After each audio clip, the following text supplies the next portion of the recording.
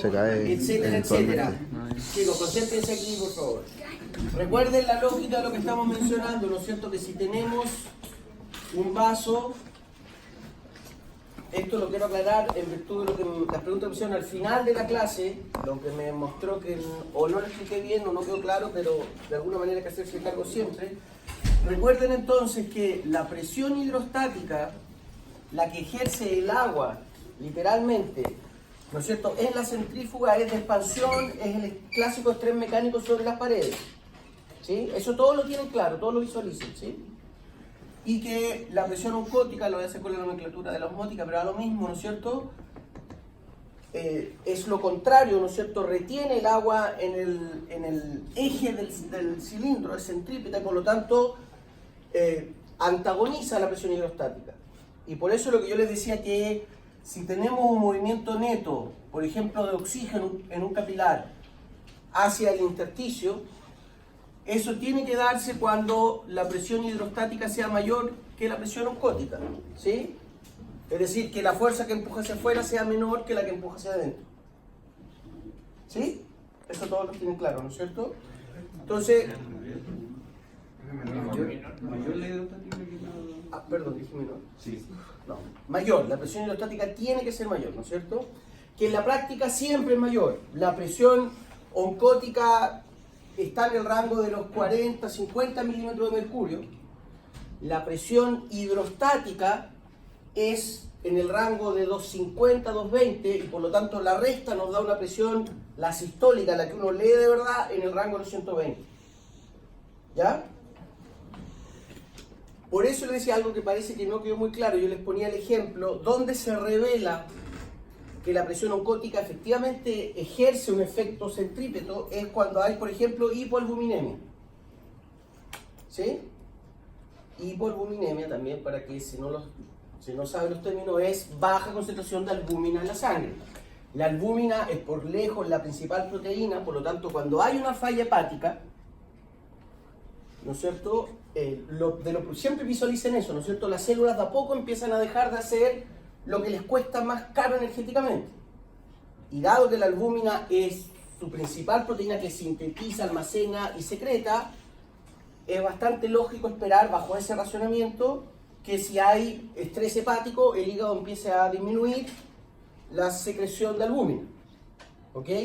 Y cuando ocurre eso, el paciente en la práctica parece estar hipertenso. Porque si disminuye la presión oncótica, la diferencia, ¿no es cierto?, del vector que expande es mucho mayor. Y por eso ocurre que hay edemas, ¿no es cierto? El paciente con falla hepática está edematoso, está con las patas hinchadas, con las manos hinchadas, porque está perdiendo el líquido, porque no hay presión oncótica que lo retenga dentro del vaso. ¿Sí? ¿Queda claro eso, no? Ya. Profe, ¿esto no hace ninguna correlación con el gasto cardíaco en el caso de que el paciente parece Sí, hay ciertos ajustes, lo podemos discutir después, pero básicamente, como se genera mayor estrés sobre las paredes, eso es leído por los vasoreceptores como un aumento de presión. Y se genera una respuesta hipotensora. Y ahí el problema es que dado que el paciente originalmente era normotenso, le puede generar una hipotensión efectiva. ¿Sí? Esa era la pregunta, ¿cierto? Sí. Ya, ahora, en el caso de, para hacer un cargo de otras preguntas que me hicieron ayer, en el caso de lo que está ocurriendo en la filtración glomerular, ¿no es cierto? Recuerda, aquí está la barrera, etcétera, etcétera.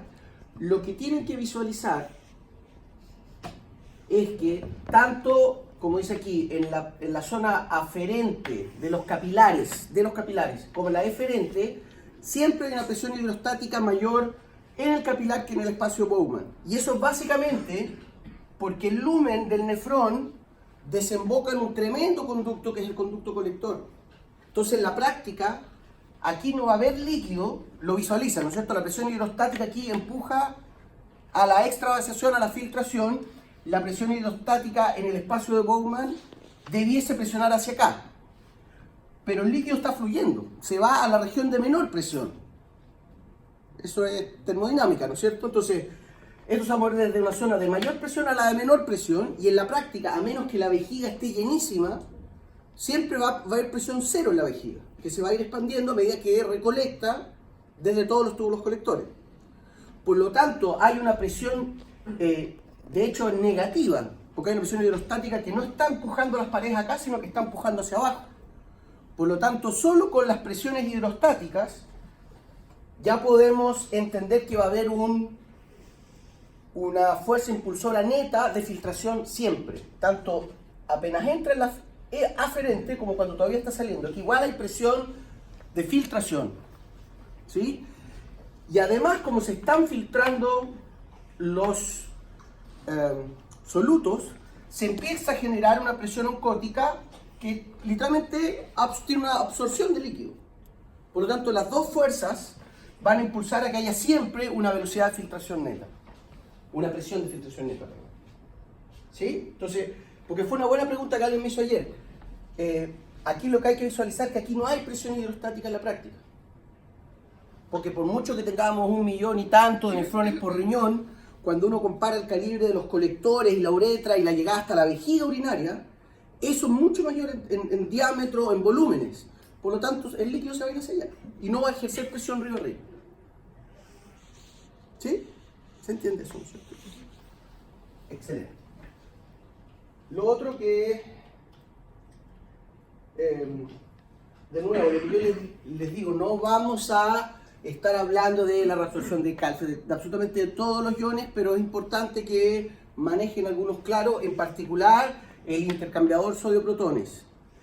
Y en el mundo ideal del profesor Varas, cada uno de ustedes podría perfectamente y de manera clara explicar por qué la acetazolamida se puede ocupar como un antihipertensivo. Entonces, si yo le dijera cualquiera aquí, lo podría explicar, ¿no es cierto? ¿O no está claro? ¿No está claro? Bien, Toro, ¿sí? ¿De acuerdo, Toro? Bien.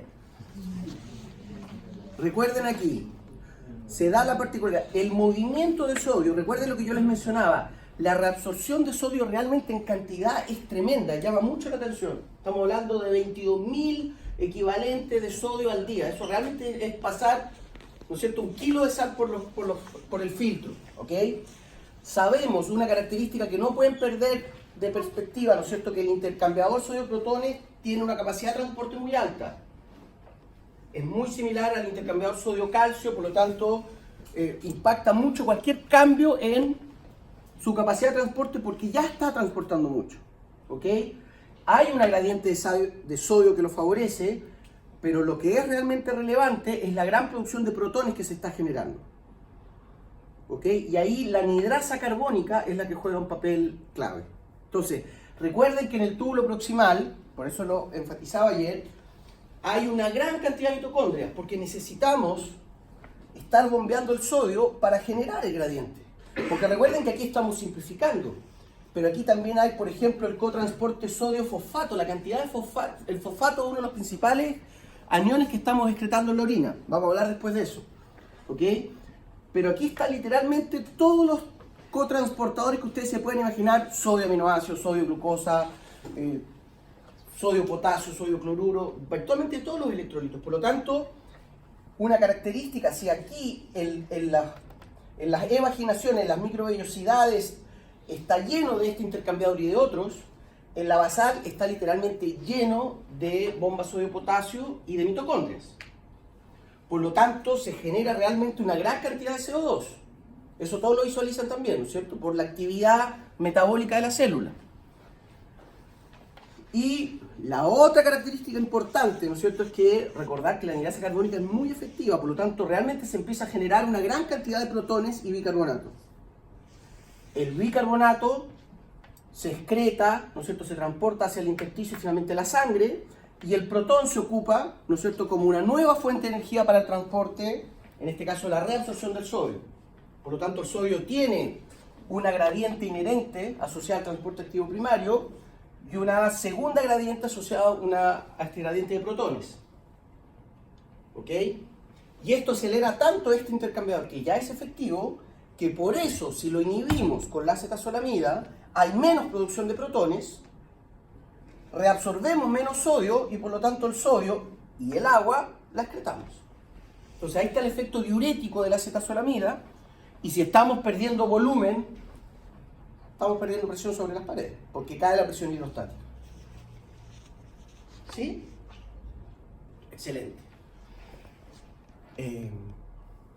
Y algo que ayer no lo explicité, pero en esta primera parte del túbulo proximal, los mecanismos, los transportadores que se expresan funcionalmente son básicamente transportadores de cargas positivas, de cationes, y no hay reabsorción de cloruro, que es el principal anión.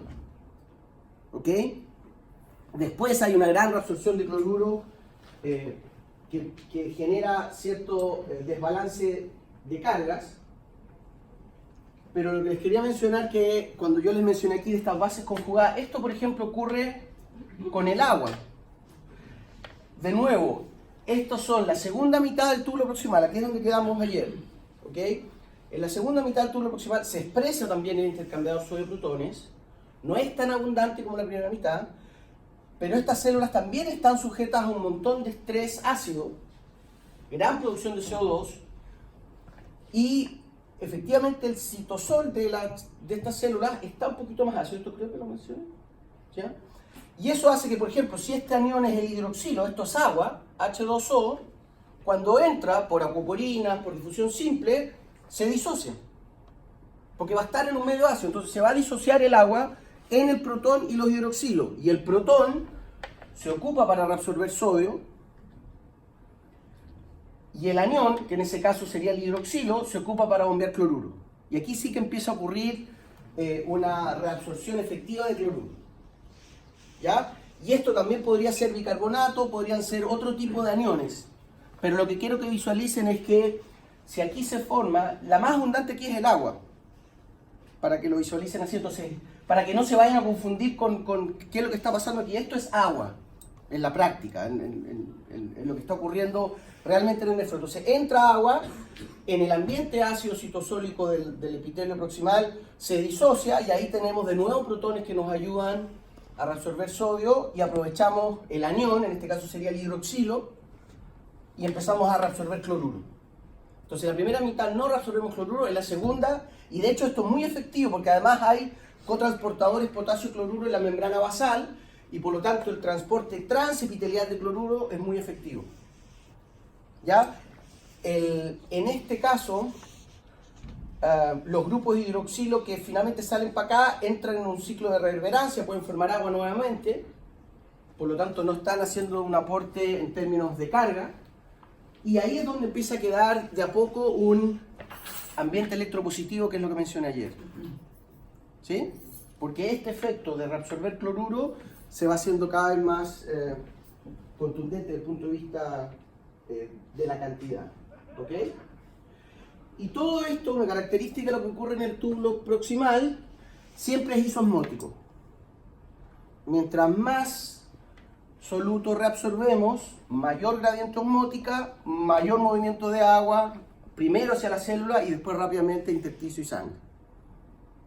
¿Ya? Entonces los mecanismos de reabsorción del agua es por ese arrastre, pero recuerden que los iones no están pasando solvatados, sino que generan el gradiente. Y aquí hay acuaporina 1, por lo tanto el agua va a pasar. Lo que tienen que recordar es que esa es la isoforma de la acuaporina que no es sensible a la ADH. Entonces cuando hablamos de los mecanismos de ADH, recuerden lo que mencionábamos ayer, que ocurre más bien distal. Y no damos chances a que, dado que aquí ya está el colector, no damos chances que ocurra la reabsorción más abajo. En cambio, la acetazolamida, que actúa en la primera mitad del túbulo proximal, recuerden, si inhibimos ese 66% de reabsorción de agua, entonces el grueso de la reabsorción de agua va a ocurrir río abajo, pero va a ocurrir igual. Por lo tanto, el efecto diurético de excretar grandes volúmenes y por lo tanto el efecto antihipertensivo se pierde. ¿Sí? Ok. Otro aspecto que es tremendamente importante de lo que ocurre en el túbulo proximal, que tiene una implicancia más clínica, si quieren verlo así, es los procesos de secreción.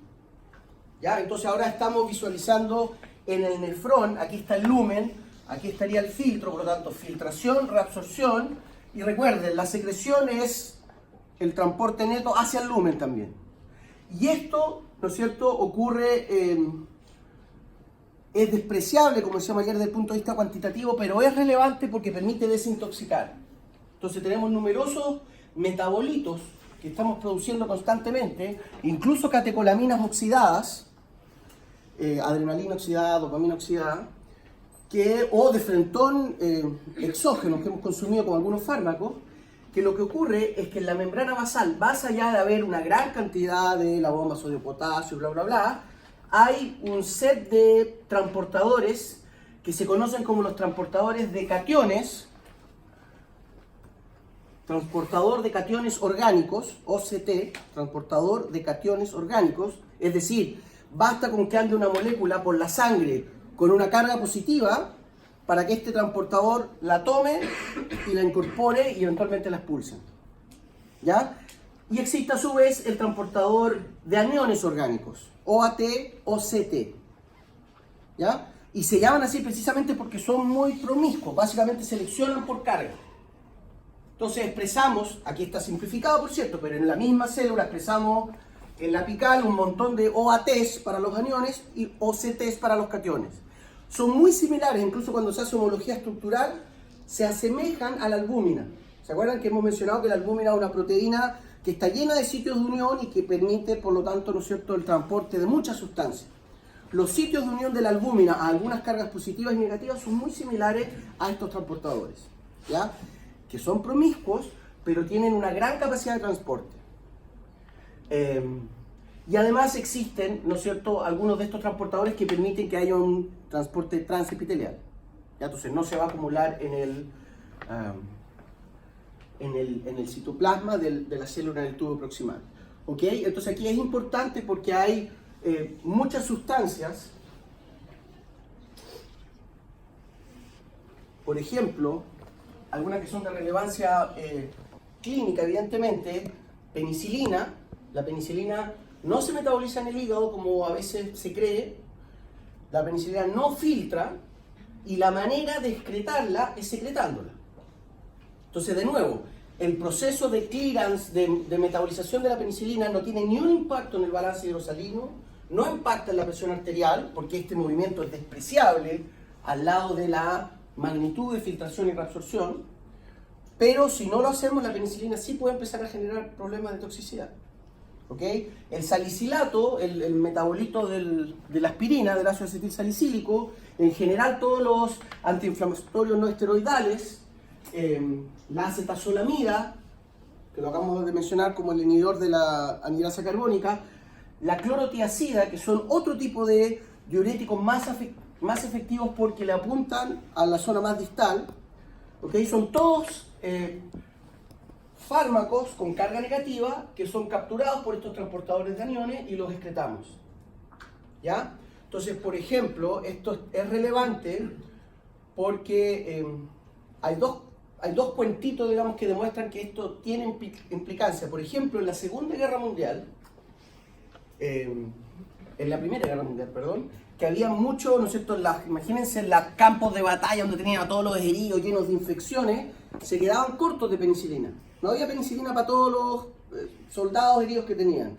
Y lo que hacían, para aumentar la vida media de la penicilina, era agregar aniones, no me acuerdo el nombre, pero un anión que se sabe que compite con la penicilina por el transportador, y por lo tanto la penicilina queda más tiempo dando vuelta y le alargamos la vida media. Y por lo tanto alargamos su efecto terapéutico, que es el antibiótico. ¿Se entiende esa lógica, no? Entonces, se ocupa como estrategia clínica incluso, y por eso es relevante tenerlo presente. Entonces, a veces se da, o por ejemplo, cuando los pacientes son, porque claro, de frentón puede tener alergia a la penicilina y eso es una complicación extra. Pero hay algunos que no son, tienen menos, el fármaco tiene menos eficacia en algún paciente que en otro.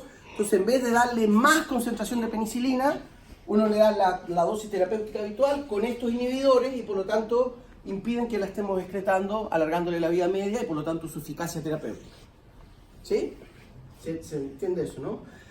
Y lo otro que demuestra que también esto es efectivo como desintoxicador, ocurría en los años, hasta como los años 70 más o menos, que en los controles de dopaje en las Olimpiadas, estamos hablando de la época de la Guerra Fría, que la Olimpiada era donde literalmente estaba la guerra, porque los rusos, los alemanes del este, bla, bla, bla. Y los controles antidoping básicamente eran controles de orina, no de sangre. Eso empezó a hacerse después que lo que observaban, y esto hay un caso de no me acuerdo el nombre, pero un ciclista que ganó el Tour de Francia, bla, bla, bla, que en la muestra de orina no aparecía ninguna droga, digamos, ningún dopaje, pero aparecían grandes cantidades de los inhibidores de estos transportadores. Entonces empezaron a sospechar que efectivamente se estaba consumiendo algún fármaco porque este fármaco inhibitorio sí se filtra después. Entonces, se consume oralmente, absorción intestinal, torrente sanguíneo, inhibe el transporte, pero después se filtra. Entonces, empezó a pasar que muchos deportistas les salía la muestra de orina, no les salía ninguna droga prohibida, pero les salían estos inhibidores, los transportadores de aniones, y dijeron, bueno, aquí vamos a tener que empezar a hacer exámenes de sangre, porque claramente no estamos viendo en la orina lo que pasa. Empezaron a hacer los exámenes de sangre y se retiró la mitad de los deportistas. ¿Ok? Ya no voy a seguir yéndome por la rama, solo quiero precisar entonces que no quiero que se vayan a quedar con la idea cuando yo dije al principio que la secreción es despreciable, porque es despreciable en el contexto del balance hidrosalino, pero es un proceso tremendamente relevante para la desintoxicación, metabolización, finalmente excreción de algunos compuestos. ¿Sí? De hecho, con la atropina, ya, una. La atropina, ¿se acuerdan lo que hace la atropina?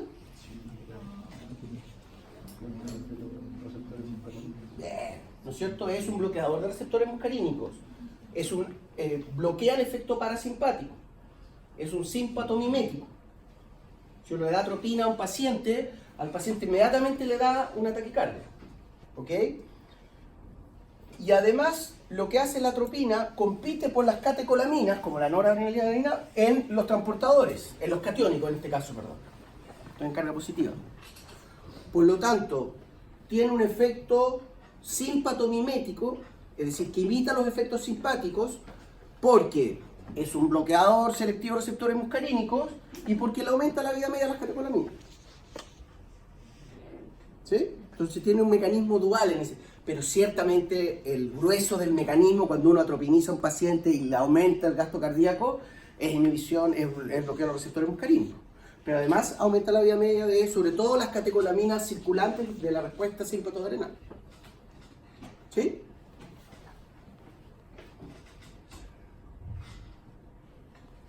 Ok, todo este mambo que hemos hablado, incluyendo secreción, túbulo proximal. Recuerden eso, el grueso de la función renal, 60-70%, está ocurriendo en el primer trayecto en el túbulo proximal, su primera y segunda mitad, ¿ok?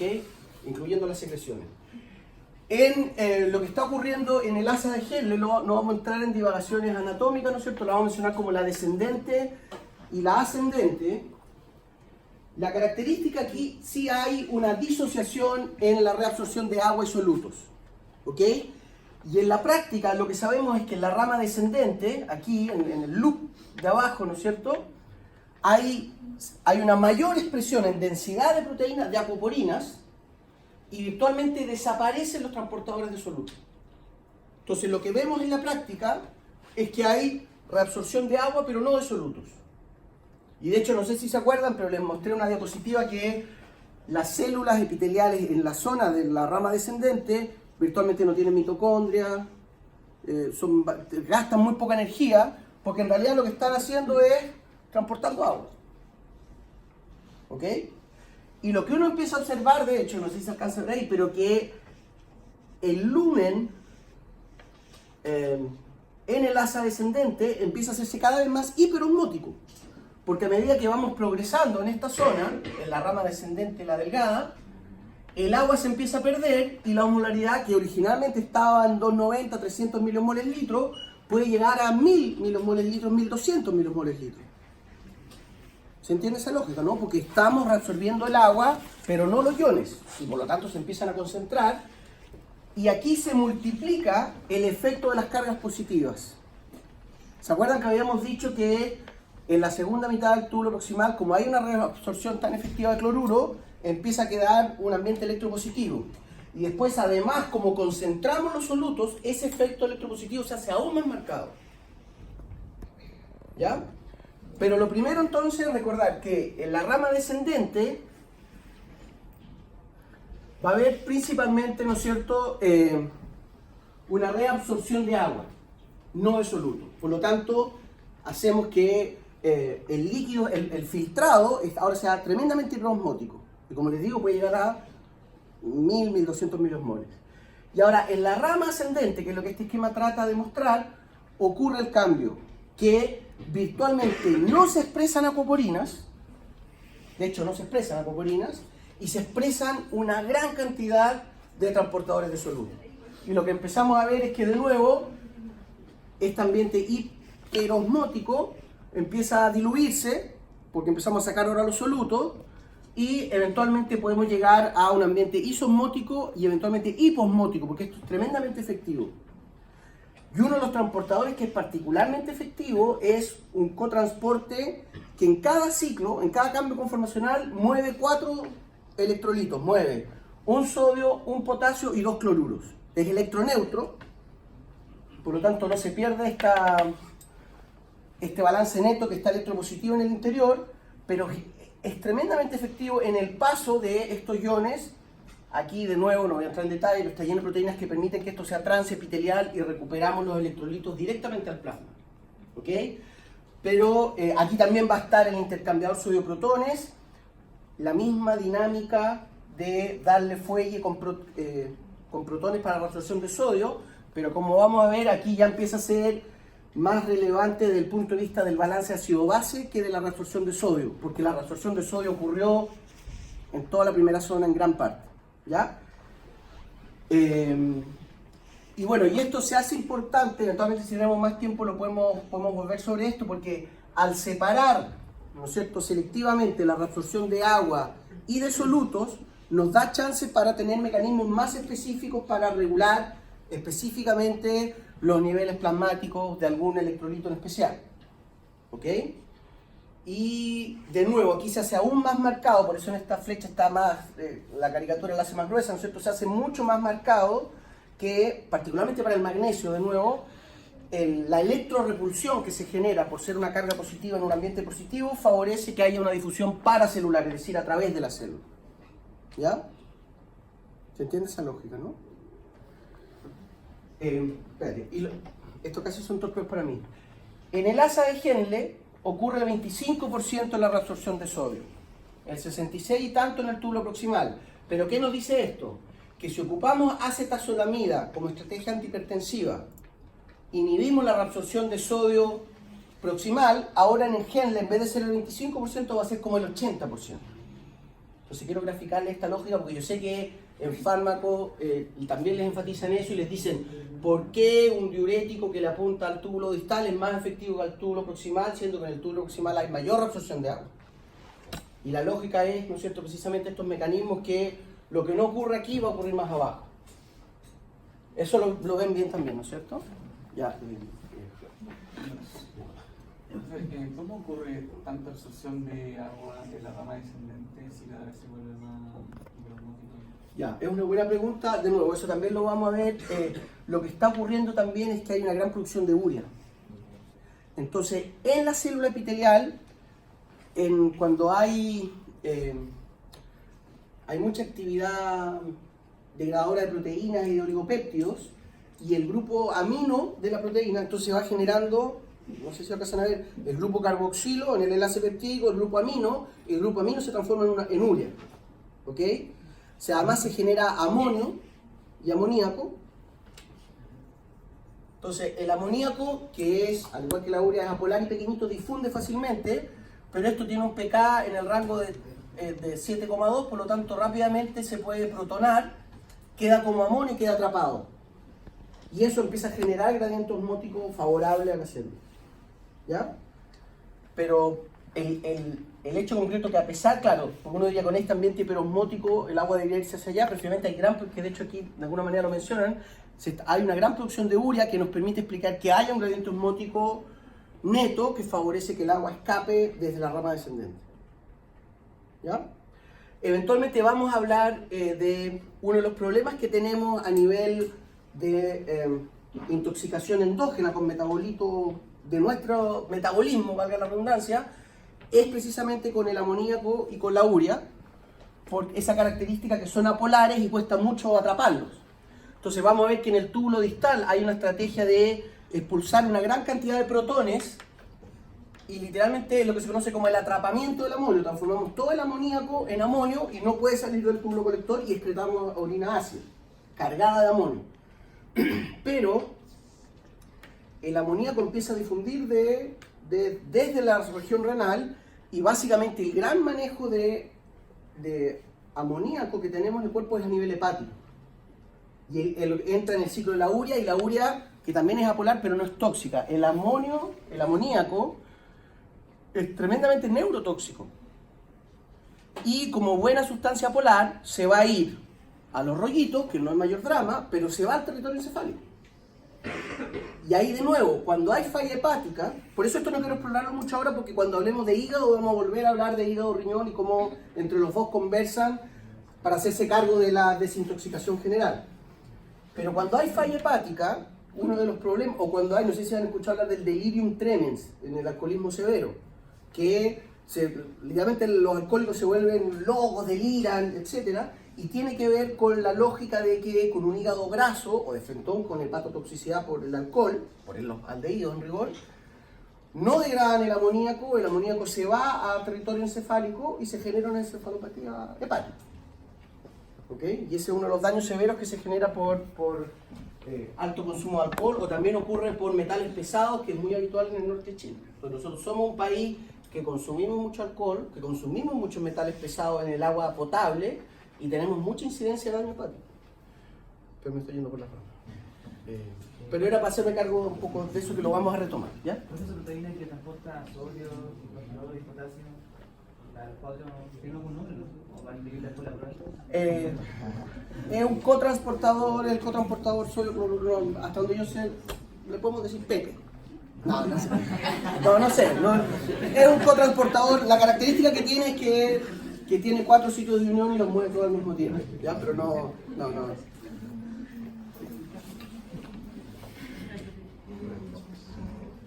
Ya, y lo otro que va a ser importante entonces para empezar a salir de todos estos procesos de transporte, soluto, etcétera, aquí ya estaríamos hablando del túbulo distal en la frontera con el colector.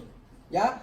En el colector todavía algo de transporte hay, pero en la práctica cuando el líquido luminal llega al colector ya la vamos a decir que es orina porque ya no cambia su composición. ¿Ok?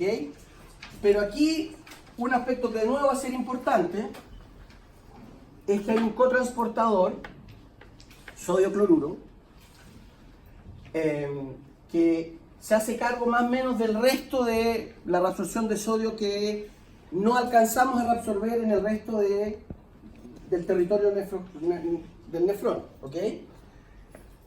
Y esta es relevante porque efectivamente, ¿no es cierto? Aquí de nuevo la bomba sodio-potasio se hace tremendamente relevante para generar el tránsito transepitelial, y porque este cotransportador sodio-cloruro es el blanco terapéutico de lo que se conocen como los diuréticos tiacídicos, que al nivel selectivamente estos generan el gradiente de agua, osmótico que mueve agua. ¿Ok? Y los diuréticos tiacídicos son mucho más efectivos como antihipertensivos que la acetazolamina.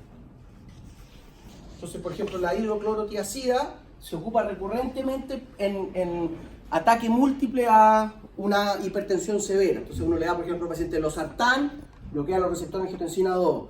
Le da además un diurético tiacídico que tiene un efecto mucho más efectivo, porque si bien esto es un 7% del total, un 7% de 22.000 equivalentes de sodio que están dando vuelta al día es relevante.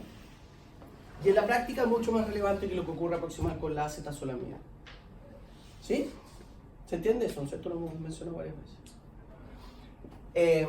Lo que sí se sabe es que cuando inhibimos, es tan efectivo cuando inhibimos el cotransporte sodio-cloruro, que al no estar reabsorbiendo el sodio, que va a ser finalmente el efecto diurético, se acumulan aún más cargas positivas en el lumen. Y eso impulsa aún más a los cationes que se mueven paracelularmente como el magnesio, pero en ese caso también se ha visto que puede llegar a generar una hipercalcemia en pacientes que tienen hiperparatiroidismo. Ya, eso es una observación clínica que después se propuso esta explicación, es decir, lo que se observaba en la práctica no genera, ¿entienden por qué podría generar una hipercalcemia, no es cierto?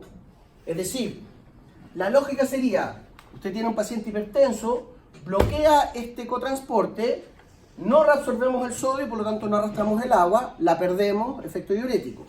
Pero al no reabsorber el sodio, generamos río arriba más carga positiva y eso lo que hace, en el magnesio no tiene mayor impacto, pero aumenta la reabsorción de calcio. Y lo que se observa es que estos diuréticos tiacídicos per se no generan hipercalcemia. Pero si usted tiene un paciente con hiperparatiroidismo, nuestra hormona hipercalcemiante, ahí sí que le puede generar una hipercalcemia. ¿Se fija? Porque generalmente un paciente con hipercalcemia va a tener mecanismos de regulación, el calcio dentro de un rango de severidad aceptable, pero va a poder estar normocalcémico, pero basta con que uno le dé un diurético tiacídico y se le dispara la hipercalcemia. ¿Se entiende esa lógica?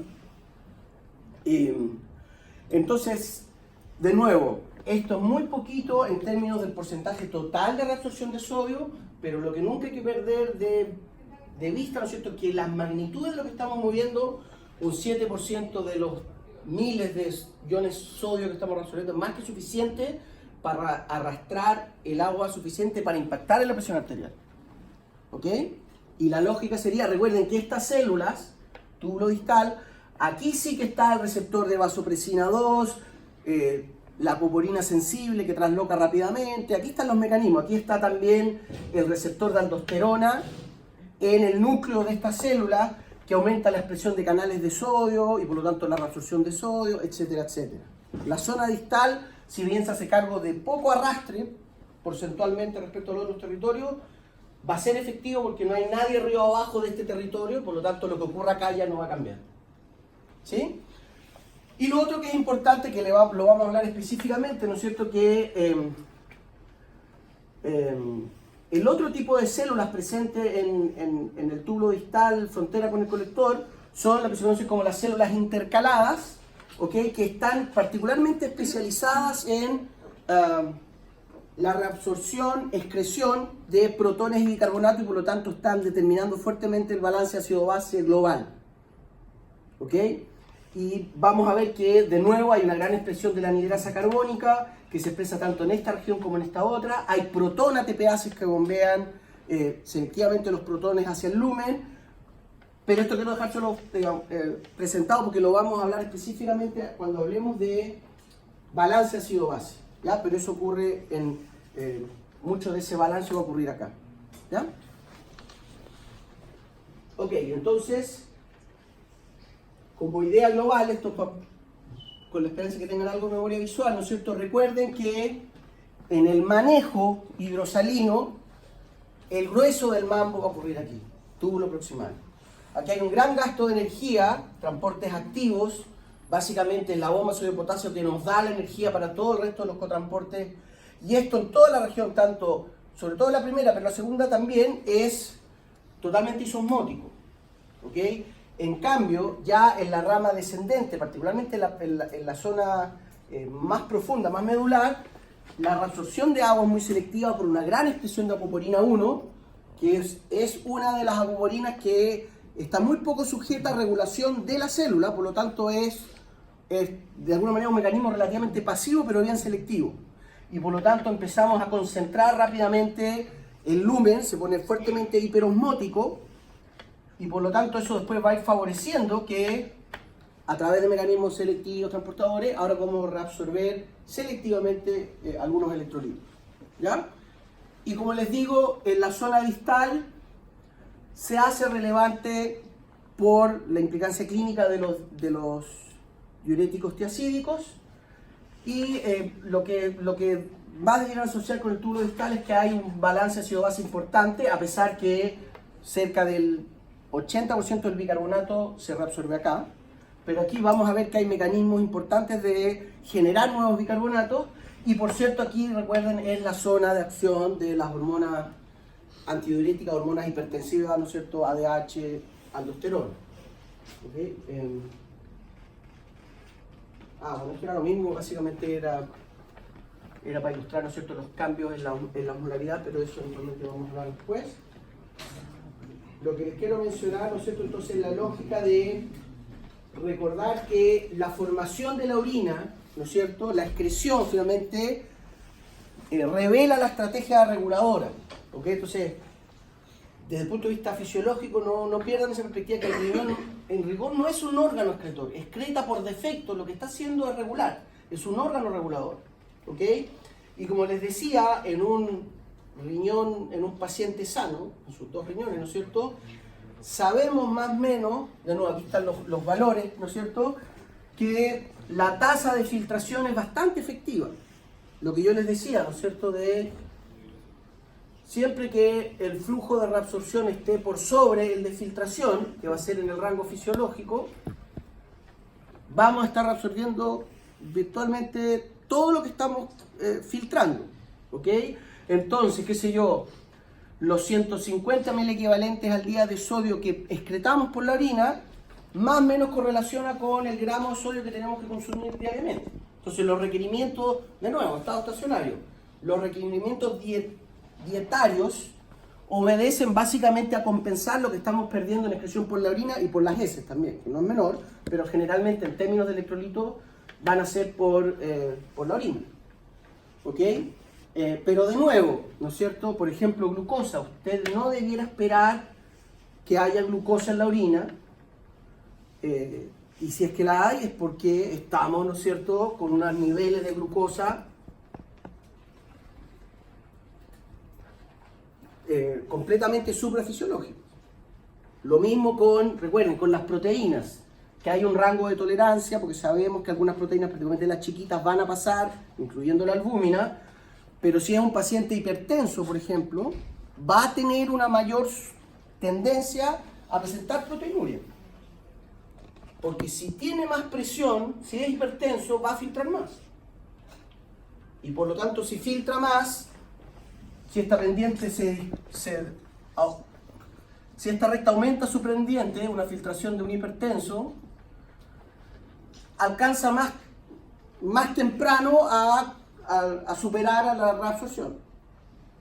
¿Sí? Entonces esas son las cosas que uno tiene que tener presente, pero de nuevo, uno no debiera esperar que glucosa y proteínas estén presentes en la orina de un paciente sano, y por lo tanto la composición de la orina, no quiero elaborar mucho en esto, pero seguro que le van a dar como bombo porque lo que vamos a estar haciendo, ¿no es cierto?, es en la práctica evaluar la composición de la orina como indicador de lo que está ocurriendo en esta dinámica filtración-reabsorción. ¿Ok? Entonces, sabemos que la osmolaridad de la orina, por ejemplo, la osmolaridad total, cambia muchísimo, porque si el paciente está tremendamente hidratado, de nuevo, va a excretar grandes volúmenes de orina muy diluida, y va a ser una orina hiposmótica. Pero si es un paciente deshidratado, qué sé yo, una guagua de 3 semanas con una diarrea que lleva horas, puede tener una deshidratación con compromiso de muerte, y ustedes debieran esperar que la osmolaridad de la orina, si es que está orinando, va a ser espantosa, va a ser 800, 1000 milimoles litro. ¿Okay? Los otros electrolitos que varían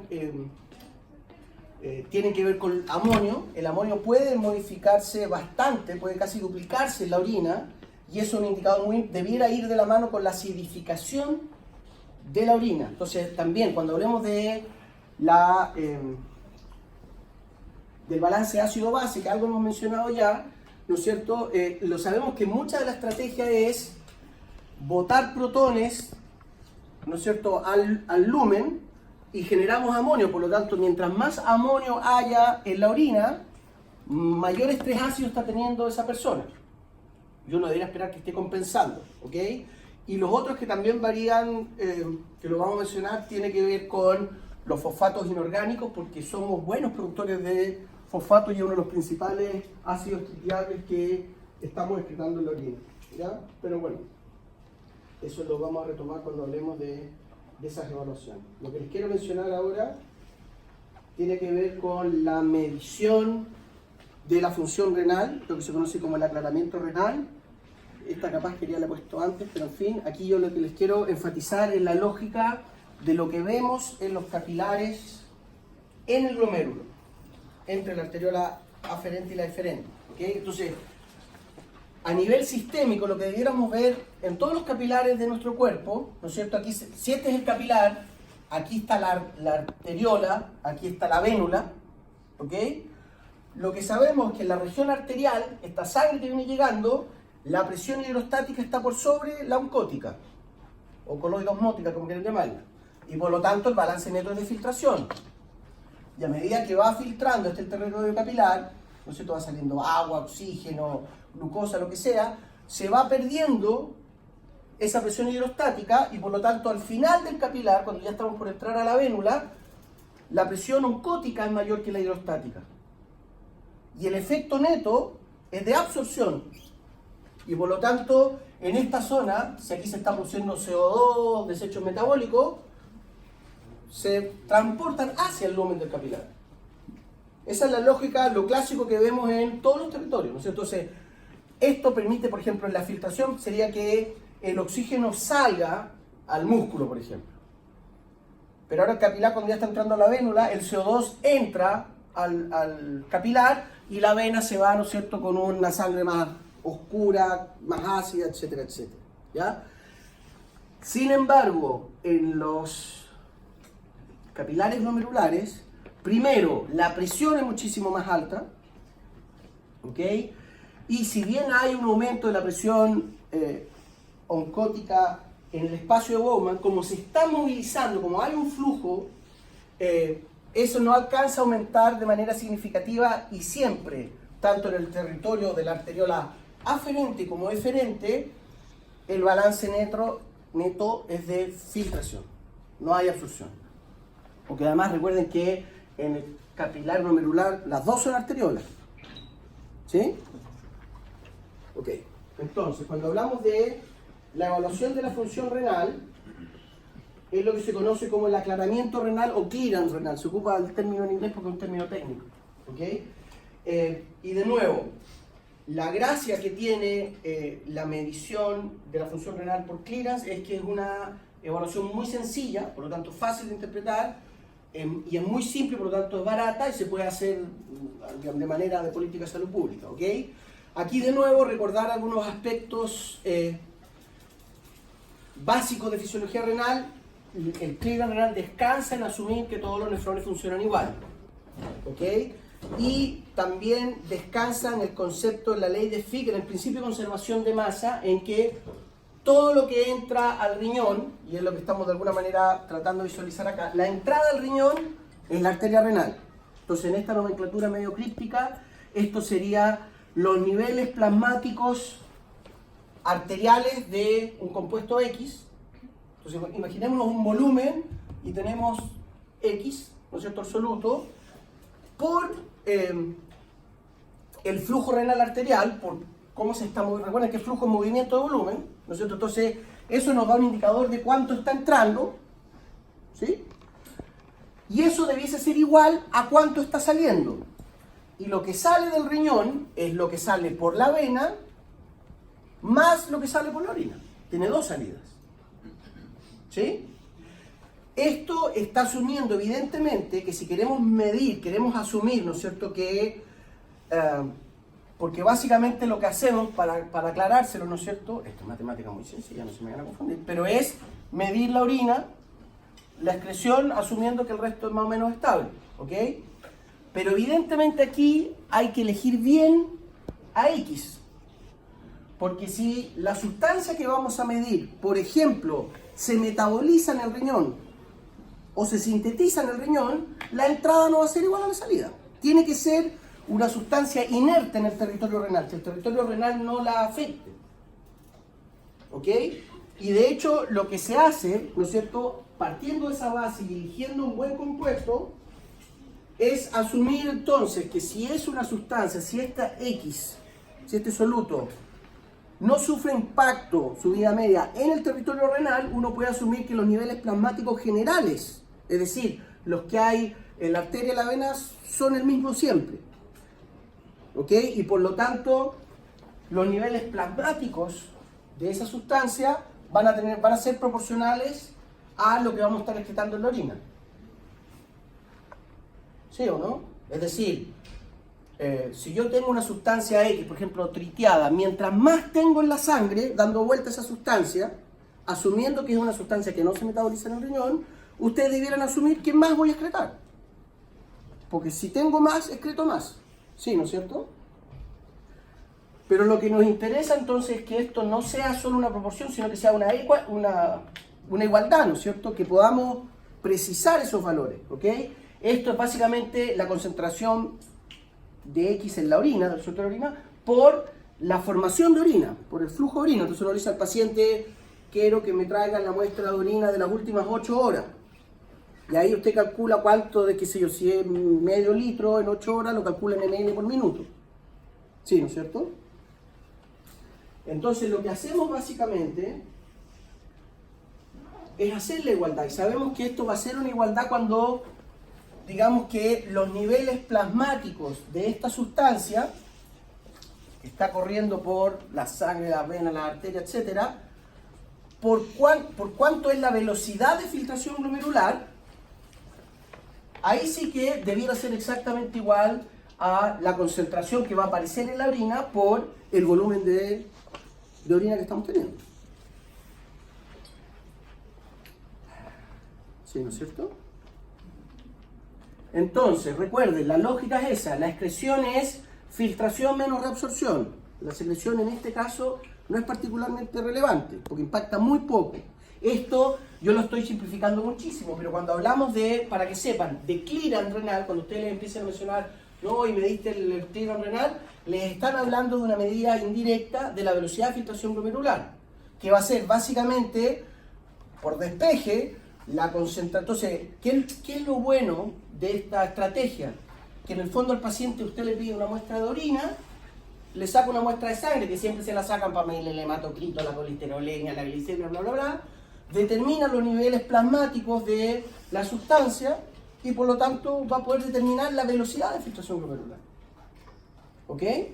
Entonces ahí lo importante es elegir bien ese soluto. En la práctica, uno de los que, el más habitual, es la creatinina, ¿no es cierto? Uno de los metabolitos de la creatina, ¿se acuerdan? Creatina fosfato, el metabolismo muscular, porque la creatinina, lo voy a haber puesto por ahí, se filtra, pero no se reabsorbe. No tenemos estrategia, no tenemos proteínas que agarren a la creatinina y la reabsorban. Por lo tanto, va a haber una igualdad entre lo que se filtra y lo que aparece en la orina. Y además sabemos que no se sintetiza, no hay síntesis no hay metabolismo de la creatina en el riñón, por lo tanto la creatinina viene desde afuera, ni tampoco se está metabolizando ni nada. Por lo tanto es muy eficaz ocuparla a la creatinina. Pero lo que hay que tener presente también es que, por ejemplo, una persona deportista, así le digamos lógicamente, las mujeres tienen menos creatinina que los hombres, porque los hombres tenemos más masa muscular, así de simple, ¿ok? El promedio, por cierto, la Natalia Ducó probablemente tiene una creatinina enorme, ¿ok? ¿Qué es lo que les quiero decir? Que finalmente en la práctica clínica, y ahí hay unas divagaciones, hay como 5 o 6 ecuaciones distintas, la ecuación del clearance de Jacob-Trouble, porque uno tiene que ajustar a la realidad de tu paciente. Porque si es un viejito con menos biomasa, va a tener menos creatinina. Entonces, si le aparece menos creatinina, no es porque esté filtrando menos, es porque tiene un metabolismo de la creatina más bajo. Entonces, en esta ecuación uno le pone aquí un coeficiente por edad, por género, por estilo de vida sedentario versus deportista, etcétera, etcétera. Pero en la práctica, lo que quiero que les quede claro es que la lógica es bastante simple. Si asumimos, ¿no es cierto?, elegimos un buen candidato como soluto, ¿no es cierto?, que se filtre, que se reabsorbe, que bla, bla, bla, bla, bla, bla, podemos asumir y ser bastante asertivos en, si medimos la cantidad en la orina la cantidad en el plasma sanguíneo y tenemos el volumen urinario, podemos calcular la velocidad de filtración. ¿Ok? Y eso es más o menos, a nivel general, en las mujeres está en el rango de 110 ml por minuto y el hombre es un 10% más o menos, 125 ml por minuto. Es decir, el aclaramiento renal, la filtración de la sangre está en un rango de 100 ml por minuto. Filtramos 1 litro de sangre en 10 minutos, como quieran verlo. Esa es la velocidad con que estamos filtrando nuestra sangre. ¿Okay? Entonces esto se hace relevante porque cuando el clearance empieza a disminuir, porque por ejemplo se rompió primero el filtro, se inflamó esto, se obliteró el conducto, el paciente lo empieza a filtrar y se le empiezan a acumular los metabolitos. Y ahí es cuando hay que dializarlo, bla, bla, bla, bla, bla. ¿Sí? Queda relativamente claro cómo se hace, y cuáles son los criterios en los que se basa la medición del clearance, ¿sí? Y que en la práctica va a ser, recuerden, la velocidad de filtrado glomerular. En algunas de las diapositivas, GFR es lo mismo, velocidad de filtrado glomerular, para que no se vaya a confundir. ¿Ok? Entonces, lo que tenemos que saber es que si es proporcional, ¿no es cierto? Si hay una proporcionalidad entre la cantidad plasmática y la cantidad que aparece en la orina, muchas veces lo que ocurre, los nefrólogos más avesados, los internistas más avesados, ni siquiera hacen el clearance. Porque, por ejemplo, llega un paciente que reporta síntomas parecidos a una anemia, que es una clásica, ¿no es cierto?, la anemia nefrogénica por menor eritropoyetina, bla, bla, bla. Entonces, cuando uno le hace la muestra de sangre, uno sabe, asumiendo que debiese tener una velocidad de filtración glomerular de 125 ml, bla, bla, bla, sabiendo que tiene la muestra de sangre, en esas condiciones debiera tener una creatina plasmática en el rango de 1.5 miligramos por decilitro y la tiene muchísimo más arriba. Entonces ahí ni siquiera es necesario hacer el clearance renal, porque eso, si está muy concentrada, está más concentrada que los niveles esperados para una persona de sus características, es porque no la está filtrando. ¿Me entiendes lo que digo, no? Entonces la relación va a ser inversamente proporcional, es decir, si no estamos filtrando, si hay daño renal y no está ocurriendo la filtración, la creatinina va a estar por las nubes. Que de nuevo, la creatinina por suerte no es tóxica, es relativamente inerte. Pero si estamos hablando de otros compuestos, sí pueden ser eventualmente hepatotóxicos, dañar, etcétera, etcétera. ¿Okay? Entonces, el punto aquí que sí es complejo es que finalmente uno hace la velocidad de filtración glomerular porque la capacidad de ver un aumento en los niveles plasmáticos de creatinina que den cuenta de un cambio de la velocidad de filtración glomerular son muy pequeñitos. ¿Ok? O lo voy a decir mejor de la otra manera. Para que la creatinina aumente, estamos hablando de miligramos por decilitro, o sea, realmente valores muy pequeños. Para que aumente por sobre el error experimental de la muestra que usted toma, la velocidad de filtración glomerular tiene que caer de 120 a 90, eso es 4/3, es un montón, ¿no? Al ojo un 20% de la filtración glomerular, o sea, ya hay un daño severo. Y ese, de nuevo, es uno de los problemas que reportan los nefrólogos. Es decir, el riñón, como es muy efectivo, cuando está dañado, logra compensar río abajo con otros mecanismos, etcétera, y hay un apantallamiento del daño. ¿Entiendes lo que estoy diciendo, no es cierto? Es decir, lo ideal sería agarrar esto muy temprano, ¿no es cierto? Si tú estás evaluando recurrentemente un paciente con un historial de daño renal, que además es hipertenso, bla, bla, y usted está cada 3 meses pidiéndole, ¿no es cierto?, el examen de orina para hacerle el aclaramiento renal, y lo ideal sería agarrarlo muy temprano, la caída de la velocidad de filtración glomerular. Pero eso, en la práctica, un pequeño cambio no se traduce en un niveles plasmáticos elevados reales. ¿Entiendes lo que estoy diciendo, no? Y básicamente el riñón compensa hasta que hay un daño masivo y empiezan a haber problemas rápidamente, agudos. ¿Ok? Acá está lo otro que yo les mencionaba. Debería ponerlo antes. Hay una fracción de filtración, es decir, no todo lo que entra a los capilares glomerulares es lo que se filtra, solo un 15 o un 20%. ¿Ya? ¿Vamos bien nosotros?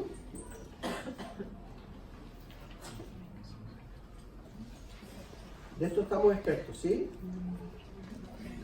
Estos deberían ser súper prístinos en poder explicarlo. Nuestro sistema renina, angiotensina, aldosterona. Lo que quiero enfatizar ahora, todo sí, lo tienen. ¿Ya? Lo que quiero enfatizar ahora, lo que arranqué ayer diciéndoles eso, las variables que dan determinando las funciones reguladoras del riñón son básicamente presión y flujo. ¿Ok? Y lo que sabemos, ¿no es cierto? Recuerden, angiotensina 2, nuestro principal hipertensor endógeno. Endotelina local, angiotensina 2, sistémico. Pero aquí el punto, la etapa limitante en aumentar efectivamente los niveles de angiotensina 2 es los niveles de renina. Que la enzima sea circulante y que le pegue el tijeretazo al angiotensinógeno, lo transforme en angiotensina 1, porque la enzima convertidora de angiotensina es muy efectiva y por lo tanto rápidamente se transforma en angiotensina 2.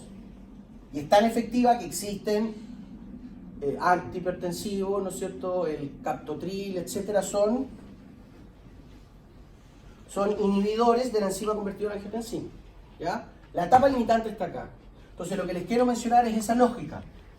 Una pequeña caída en la perfusión, en el flujo que viene por la arteria aferente, es decir, en la práctica esto va a ser una caída en la velocidad de filtración glomerular, ¿sí? Lo ven, ¿no es cierto? Gatilla, estos mecanismos que vamos a ver ahora, capaz que ya en la próxima clase, la caída en la velocidad de filtración glomerular gatilla la secreción de renina desde las células glomerulares. Y la renina va a gatillar una respuesta hipertensora muy robusta que, como aumenta la presión, nos va a generar ahora un aumento de la velocidad de filtración glomerular, una disminución de la renina, y esto se va ajustando constantemente. ¿Sí? La renina además es estimulada directamente por nervios simpáticos. Entonces cuando hablamos de que nuestro sistema nervioso autónomo simpático genera una respuesta hipertensora, sabemos que, ¿no es cierto?, en general vamos a estar viendo un aumento del gasto cardíaco, vasoconstricción de las resistencias periféricas, eso es hipertensor, pero además directamente, saltándonos este mecanismo que es mecanosensible, sensible al flujo, directamente estimulamos la secreción de renina. Y por lo tanto, ahí va también parte del mecanismo hipertensor. ¿Sí?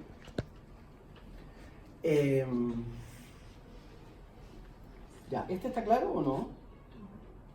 Recuérdense que en términos de una respuesta hipertensora, por ejemplo, creo que vienen un par de diapos, la respuesta general a una hemorragia, ¿no es cierto? Recuerden lo que yo les he dicho, la hipovolemia rápida, la hemorragia, es uno de los estresores más robustos que conocemos en términos de la respuesta que genera. Es sensada por los vasoreceptores, es sensada como una caída de la velocidad de filtración glomerular, ¿no es cierto? Porque si estamos perdiendo la sangre, cae la presión arterial, cae la velocidad de filtración, los vasoreceptores lo sensan, que es la primera respuesta, la más rápida, pero esta va a ser la más robusta. Tanto así que yo les comentaba, creo, eso de la técnica de apretar la arteriola renal como un mecanismo hipertensor cuando los pacientes están muy hipotensos. Esto cuando hay esos trasplantes o cuando uno les da pentobarbital, que es un hipotensor muy grande. Por lo tanto, es realmente una respuesta muy efectiva. ¿Okay? Lo que quiero que visualicen entonces es que el mecanismo de regulación de nuestra presión arterial es principalmente de origen renal y depende precisamente de la velocidad de filtración del flujo sanguíneo. ¿Okay? Entonces lo que les quiero mostrar es esta curva que suele ser pregunta de prueba. ¿Ya? Lo que estamos viendo acá es flujo, ml por minuto, ¿ya? Nuestra querida J. Y esta curva roja está mostrándonos la velocidad, el flujo sanguíneo renal, y esto es la velocidad de filtración glomerular, en función de la presión arterial. ¿Ya? Que es un poco lo que estábamos diciendo recién, ¿no es cierto? Imaginémonos que esto es glomérulo, yo no sé dibujar, arteriola deferente, aferente. Mientras más presión, habría más filtración glomerular, menor renina. Menos presión, menor filtración glomerular, más renina. ¿Sí? Entonces recuerden, más allá de lo que sabemos, que la presión es muy importante para el oxígeno, bla, bla, bla. Debiera ser bastante evidente para todos, ¿no es cierto?, que a medida que aumenta la presión arterial media, va a aumentar el flujo sanguíneo renal. ¿Ya? Así que no quiero que nos concentremos en esto, quiero que ustedes sean capaces de explicar esta curva. ¿Ya? Y como yo soy malo, se las pongo un poco más difíciles en la prueba, entonces ponemos aquí presión arterial media, en función del flujo, y esta curva en rigor es así en algunas condiciones.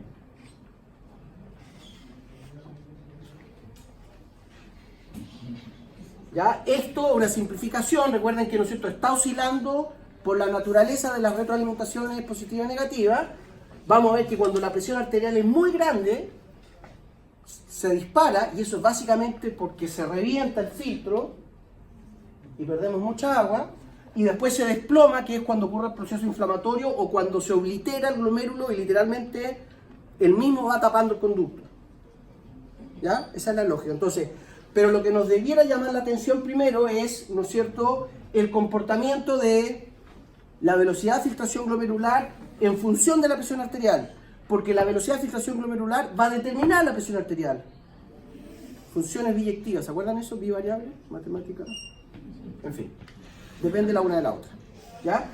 Entonces recuerden que en este contexto, el flujo renal, ecuación general de transporte, tiene que tener una fuerza impulsora y va a haber una resistencia asociada. En la práctica, en el flujo renal, que va a estar determinando la velocidad de filtración glomerular, va a depender de las diferencias entre la presión de la aorta, en rigor de la arteria renal, pero en la práctica se mide la presión aórtica, menos la presión en la vena renal. ¿Ok? Y evidentemente el aspecto resistivo lo va a dar el diámetro de las arteriolas de resistencia presentes en el sistema, que son básicamente la interlobular, lo he puesto por ahí, interlobular, aferente y eferente. ¿Ya? Entonces estas son las que tienen la musculatura lisa, que se puede regular rápidamente y va generando, ¿no es cierto?, la resistencia vascular que va a determinar el flujo. ¿Sí, no es cierto? ¿Me siguen? Y bueno, ¿qué es lo que observamos? Que en la práctica, en un amplio rango de presiones arteriales, incluyendo nuestras presiones arteriales medias fisiológicas, la velocidad de flujo se mantiene bastante inalterable. ¿Ok? Entonces cuando... ¿Ustedes saben lo que es la presión arterial media y la pulsátil? ¿O no? ¿Lo hemos hablado? No. Porque se ocupan los dos indicadores. Cuando hablamos de la presión arterial, lo más clínico es la presión pulsátil cuando dice 120/80, ¿no es cierto? Pero el mejor indicador, y eso, claro, porque te habla de distensibilidad de arteriolas, de la dinámica cardíaca, y por eso generalmente, clínicamente uno reporta la presión pulsátil. Pero cuando uno quiere visualizar qué tan bien perfundido, cuánto oxígeno y glucosa le están llegando a los tejidos, mejor indicador que eso es la presión arterial media, que básicamente es 1/3 de la presión sistólica más 2/3 de la presión diastólica. Y es más o menos lo canónico, 93 milímetros de mercurio. No sé si alguien tiene una calculadorita, pero si esto es 120 y presión diastólica es 80, 120 partido por 3 más 2/3 de 80 le viene dando 90 y algo. ¿No está haciendo? Por eso me da una favorita. A ver si le achunté el valor, pero yo sé que es un poquito más bajo, debía ser 95 milímetros de mercurio, ¿ok? Que está aquí. Debería estar justo en esta parte de la curva. Así que espero el achuntado, si no me equivoco. Y eso básicamente es 1/3, 2/3, porque obedece al área bajo la curva cuando uno ve la presión. Entonces, en el área bajo la curva, cuando uno hace el área bajo la curva, uno tiene que más o menos 1/3 en la diastólica y 2/3 en la, 1/3 en la sistólica, 2/3 en la diastólica. ¿Verdad? 93. Muy bien. ¿Ok? Más o menos aquí. Entonces, ya. Entonces la pregunta es, para que sepan, es explique el comportamiento de la velocidad de filtración glomerular en función de las presiones arteriales medias? Esa es la pregunta, ¿ok? Podría ser este grafiquito, da lo mismo. No, lo mismo. Lo primero que tienen que saber, explicar, ¿no es cierto?, es que hay una presión arterial media mínima para que haya velocidad de filtración glomerular. No parte en cero. No es como el flujo renal, porque evidentemente este sí va a ser cero. Si la presión arterial ya es 1, ya vamos a tener flujo. Pero en el caso de la filtración, necesitamos superar la presión oncótica. ¿Sí? Lo que habíamos mencionado, ¿se acuerdan que yo les dije, la presión oncótica, me quedé corto, les dije, está como en un rango de 50 milímetros de mercurio, aparentemente más, como 60, 70, de acuerdo a este esquema. Entonces, lo primero a visualizar, esto nos demuestra, y de hecho en realidad así se empezó a describir originalmente, cuando hicieron los análisis de la velocidad de filtración glomerular y veían que arrancaba como en 60, 70 milímetros de mercurio, dijeron, ah bueno, aquí la presión oncótica realmente está teniendo un efecto de retención. ¿Ok? Una vez superada, una vez que la presión hidrostática, la presión arterial es mayor que la presión osmótica, empezamos a ver que lentamente hay filtro. Y ese volumen empieza, primero es 1 ml por minuto, 5, empieza a aumentar de a poco. Y ahí sí, la zona de proporcionalidad debiese ser relativamente fácil de explicar. Porque mientras más presión le meto yo, más voy a filtrar. ¿Sí? Y como les digo, básicamente, en el rango de nuestras presiones arteriales medias fisiológicas, normotenso, y en un amplio abanico de presiones, la velocidad de filtración glomerular se mantiene constante. ¿Ok? Y recuerden siempre que cuando estamos viendo una variable respecto a otra que cambia su comportamiento, que cambia su dependencia, eso es porque hay mecanismos reguladores. ¿Ok? Cuando no hay diferencia, las proporcionales son muy burdas, aumenta la presión, aumenta la filtración, ahí no hay un mecanismo. Lo que nos interesa, si es que les interesa, ¿no es cierto?, es cómo es que un paciente puede tener 170 de presión arterial y aún así la velocidad de filtración se mantiene en 125 ml por minuto. ¿Ok? Entonces, siempre que dan este tipo de curvas, porque después cuando hablemos de flujos sanguíneos encefálicos, van a ver que es lo mismo. Cuando la curva se vuelve cuando la variable se vuelve una constante en la práctica, nos está diciendo que hay mecanismos de regulación, que la mantiene dentro de un rango fisiológico. ¿Sí, no es cierto? Y lo que tenemos que, en el fondo, identificar para poder explicar esto son qué mecanismos están dando cuenta de que esto se mantenga regulado, se mantenga constante, si quieren verlo así. ¿Sí? Que es lo que vamos a ver ahora. Y solo mencionarles lo que les dije acá, lo que debiera también poder visualizar, porque ya lo hemos hablado, que cuando esta curva se dispara, en rigor ya no estamos hablando de velocidad de filtración, es que se rompió el filtro. Sí, ¿no es cierto? Eso lo ven. Y por eso ocurre lo que yo les decía. Imagínense que este es el valor fisiológico de más o menos 120, imaginemos un varoncito, ¿no es cierto?, ml por minuto. Tú puedes tener un paciente en que tuvo una ruptura de los filtros, que el proceso inflamatorio ya empezó, y cuando tú le mides el aclaramiento renal, va a estar con un valor normal.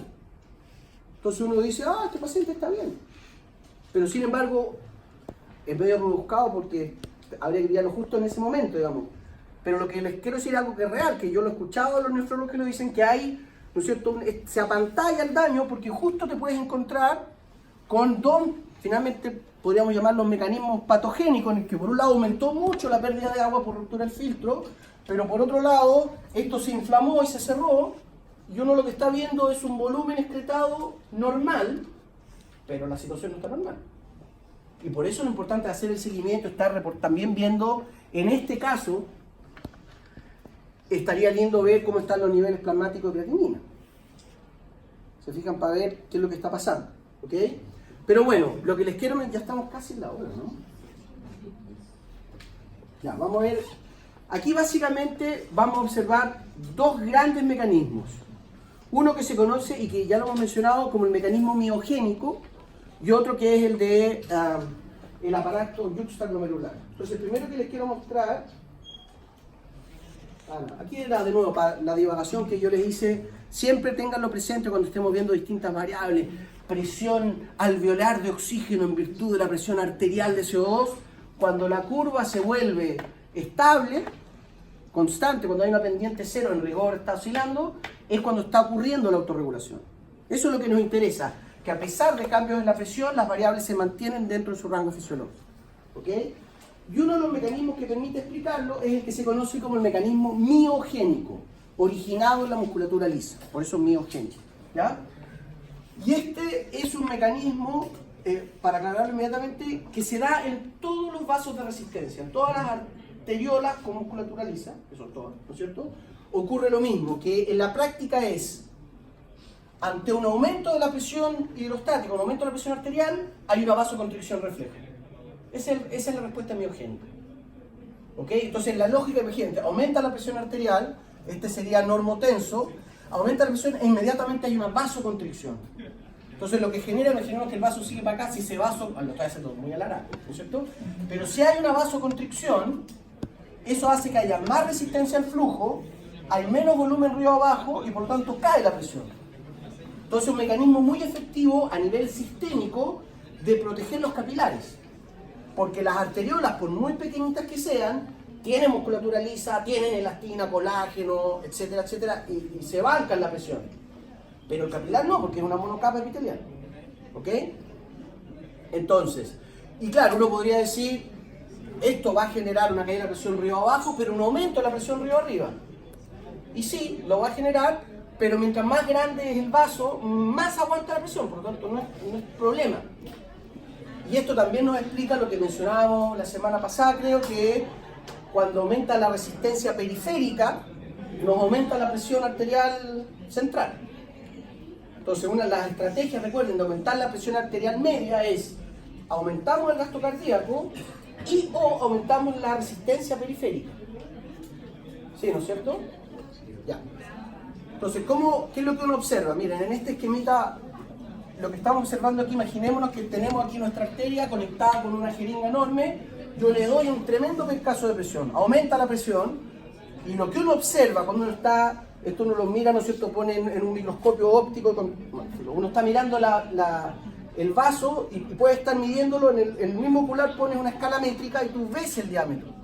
Y lo que uno ve, ¿no es cierto?, que primero hay una perturbación, es decir, aumenta la presión y obviamente se distiende el vaso por la presión. Pero lo que es la respuesta, que se conoce como el efecto Baylis, ¿ok?, es boom, disminuye el radio arterial, vasoconstricción refleja. ¿Ok? Y como yo les digo, la gran ventaja de eso es que ante un aumento de la presión, el capilar río abajo mantiene una presión relativamente estable. Y recuerden que los sistemas homeostáticos, sistemas biológicos, somos muy conservadores, no nos gustan las perturbaciones, nos gustan que las variables se mantengan estables.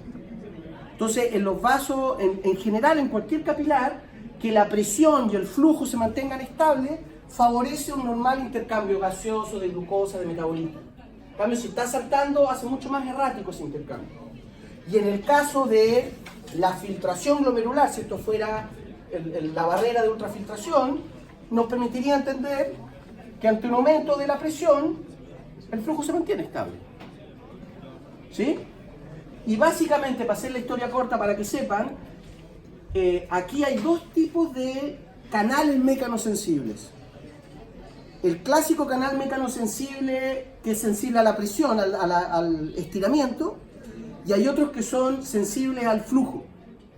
Pero lo que en el fondo, en la práctica, lo que ustedes tienen que recordar es que cuando aumenta la presión y o el flujo, hay una respuesta, que en el fondo son canales de calcio mecanosensibles, por lo tanto, si entra calcio a la musculatura lisa, se contrae. Y esto es totalmente inverso, es decir, si hay una caída de la presión, hay una vasodilatación refleja. Entonces, por ejemplo, si el paciente está hipotenso, hay menos presión, el vaso se dilata y por lo tanto hay más flujo hacia acá y la presión se va regulando. Entonces el capilar no sufre el cambio de presión. Eso a nivel sistémico. A nivel de la filtración no sufre gran parte del cambio y esto da cuenta más o menos del 50% de la regulación renal. Y lo otro lo vamos a ver la próxima semana porque ya estamos al lado. ¿Ok? Reflejo miogénico. ¿Sí? Eso.